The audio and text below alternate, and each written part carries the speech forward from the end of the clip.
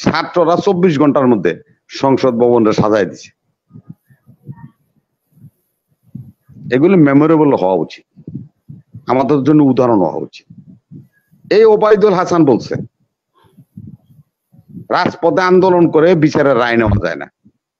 ওই ওবায়দুল হাসান নিজেই এখন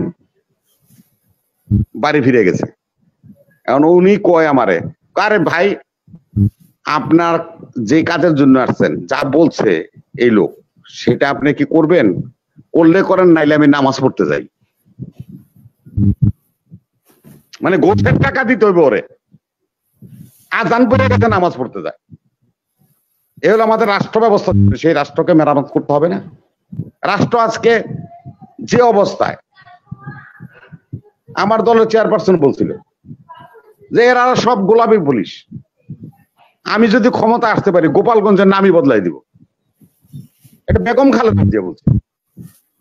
এই সমস্ত টক শোতে বলা যায়, এগুলো হলো মুখরোচক গল্প। যাদের শরম লজ্জা আছে তারা এগুলো বলে না। তারেক জিয়ার মাজা ভাঙছে, 14 বছর লন্ডন পড়ে রয়েছে, ওর মা বিনা চিকিৎসায় 10 বছর পর্যন্ত কারাগারে পড়ে রয়েছে। আপনারা এই সমস্ত গসিপ করে দেশে যেন একটা নতুন সরকার এসছে, এই সরকারের ভাবমূর্তি নষ্ট করতে চায়। এগুলো কোনো ভালো মানুষের কথা নয়। যে কথা সরাবরাই বলছো, ও তো বুদ্ধি প্রতিবুদ্ধি। ও গতকালকে যে কথাটা বলছে, পরের দিন ওর কথাটা মনে থাকে, রিওয়াইন্ড করতে পারে না। ও বলছে আমার মা জীবন রাজনীতি করবো না, পরের দিন কয় আমার মায়ের কত ত্যাগ করে নেই। এগুলো তো বুঝতে হবে আপনাদেরকে। মিডিয়া চালান আপনারা যদি এটা না বুঝেন, তাহলে তো অসুবিধা হয়। আপনার ভুল তথ্য যায়। 15 আগস্ট নিয়ে আসছেন। 15 আগস্ট কি? 15 আগস্ট হলো স্বৈরাচারের পতনের মাস। আর শোকের মাস কোনটা জানেন? সেটা হলো জুলাই মাস, হলো শোকের মাস। এইটা প্রচার করেন, কাজে আসবে।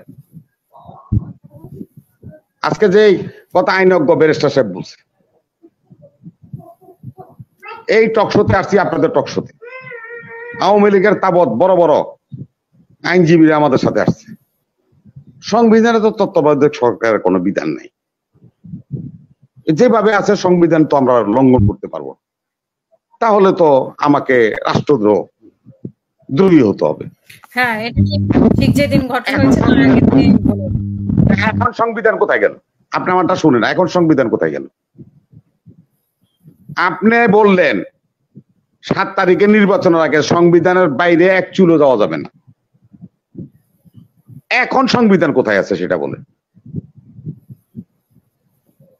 তত্ত্বাবধায়ক সরকার,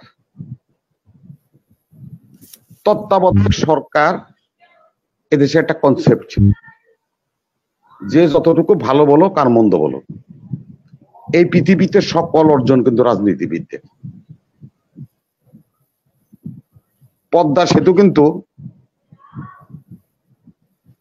জাদু দিয়ে আলাদিনের চেরাকে ফু দিয়ে মানানো যায় না, বা কেউ পারেও নাই। সরকার পতন করা যায়, পুলিশরে মারণ যায়, সেনাবাহিনীর গাড়িতে আগুন দেওয়া যায়, কিন্তু একটা নির্মাণ করা যায় না। 55 বছর আগে এই দেশে আইয়ুব খান একটা সংসদ ভবন বানিয়ে গেছিল। এই 53 বছরে এত সরকার আইলো আর গেল, কেউ বাইরে দেওয়ালে বলেন নাকি চুন কামও করে নাই। ছাত্ররা 24 ঘন্টার মধ্যে সংসদ ভবনটা সাজায় দিছে। এগুলো মেমোরেবল হওয়া উচিত, আমাদের জন্য উদাহরণ হওয়া উচিত। এই ওবায়দুল হাসান বলছে রাজপথে আন্দোলন করে বিচারের রায় নেওয়া যায় না। ওই ওবায়দুল হাসান নিজেই এখন বাড়ি ফিরে গেছে। আন্দোলন করলে রায় নেওয়া যায় না, সে ওবায়দুল হাসানই এখন চেয়ারে থাকতে পারে নাই। রাষ্ট্রকে মেরামত করতে হবে।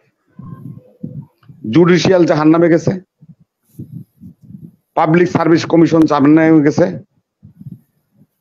নির্বাচন কমিশন জাহান্নামে গেছে, একটা ফালতু ইনস্টিটিউশন, সরার বাইরে ওইটা বলে না তো, বন্ধু মানুষ। খুরশেদের মতো আর কাজলের মতো বটতলার উকিলরা এই দুদুক্ষ সর্বনাশ করে দিয়ে গেছে। আজকে এনবিআর যান না কেন?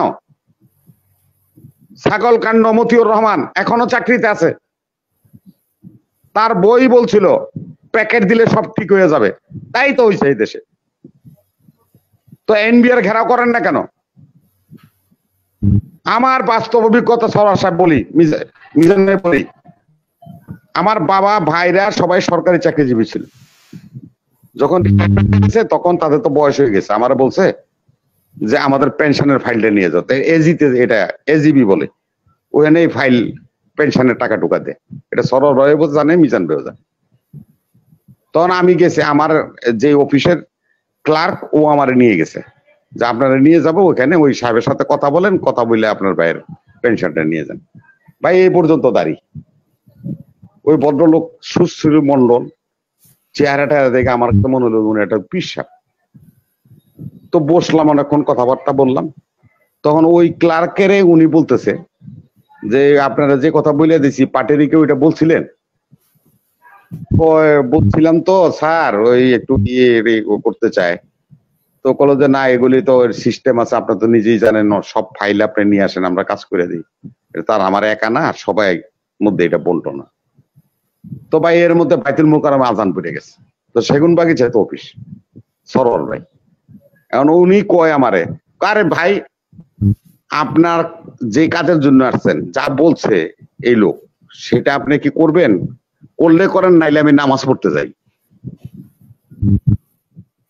মানে গোছের টাকা দিতে হইবে ওরে, আজান পড়ে গেছে নামাজ পড়তে যায়। এ হলো আমাদের রাষ্ট্র ব্যবস্থা, সেই রাষ্ট্রকে মেরামত করতে হবে না? আপনি কি মনে করেন? আপনি তো 124টা ধারা দিয়ে সংবিধান বানাইছেন, আবার লেখা দিচ্ছেন যে মূল বিষয় থেকে হাত দেওয়া যাবে না, পরিবর্তন সংযোজন করতে পারবেন। এইটারে এতবার কাটছেন আর এতবার অপারেশন করছেন, এই সংবিধানের কোনো অস্তিত্ব আছে? আর 53 বছর পর্যন্ত একটা সংবিধান চলে। দেশ তো দিনের পর দিন পরিবর্তন হচ্ছে।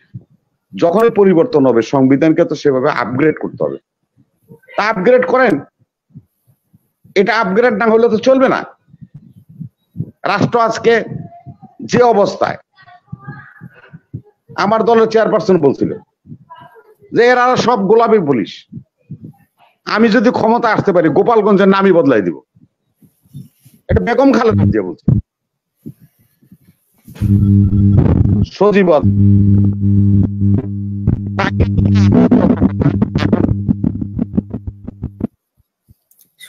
শোনা যায় না, না শোনা যায় না, সমস্যা করছে আপনার সাউন্ডে। আরে ভাই মোবাইলে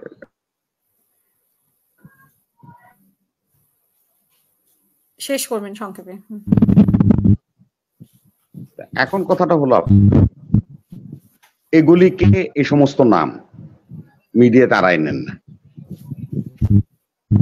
এই জয় মামুন এই গত পরশুদিন শনিবার দিন আমাদের স্বরাষ্ট্র উপদেষ্টা যিনি হয়েছেন, তার একটা সাক্ষাৎকার নিতে যে কাজ কারবার করলো, সে কোনো পাবলিকের কাছে আসতে দেয় না, যে নাকি 2 দিন আগে হাসিনার পাও চাচ্ছে। আজকে এটিএন বাংলাতে ওর বাইর করে দিছে। এই ধরনের 5-4টা কুকুরগুলি এগুলিকে নিউজ করে, গসিপ করে, গালগপ্প করে, ওরা জনগণকে বিভ্রান্ত করে।